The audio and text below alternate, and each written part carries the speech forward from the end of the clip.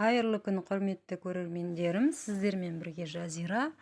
Бүгін өте керемет турецкий бубликтер жасаймыз.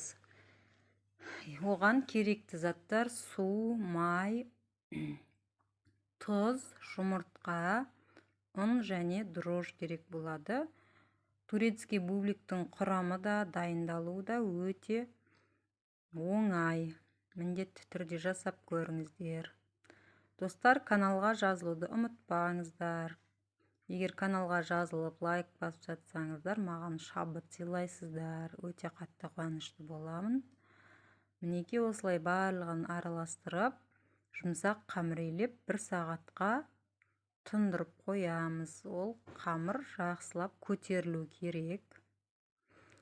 Мінекей бетін осылай орап жауып қоямыз. Сосын бетіне бізге күнжіт керек болады. Мінекей 1 сағаттай тұрды, біздің қамырымыз көтеріліп шықты. Енді осыны өзімізге қажетті мөлшерде бөліп шығамыз. Және одан бубликтің формасын жасаймыз. Осылай әр бөлікті ұзын қылып, созып алып, өріп шығамыз.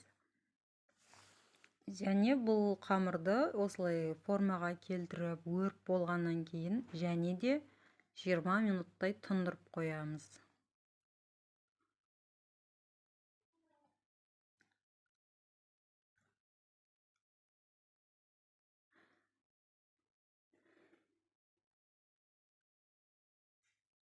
Міндетті түрде жасап көріңіздер.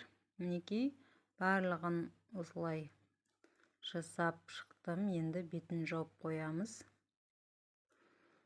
Енді бізге сироп керек болады. Сиропқа жарты кесе су және 2 ас қасық қант араластырамыз. Егер мед болса, мед араластырсаңыздар болады. Қамырымыз демалды. Енді осы сиропқа бір батырып алып, оны күнжіт жабыстырып алатын боламыз оған. Күнжіт маған өте қатты ұнайды. Сіздерге де ұнаса, комментарийға жазып кетсеңіздер болады. Мінекей осылай барлығын сиропқа батырып, оған күнжіт жабыстырып, табаға саламыз.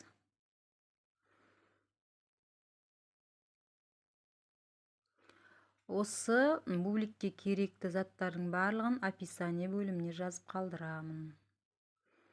Пеште 20 минутта пісіріп аламыз. Мінекей осылай өте керемет болып шықты. Дәмі де өте керемет. Міндетті түрде жасап көріңіздер. Рахмет, сау болыңыздар.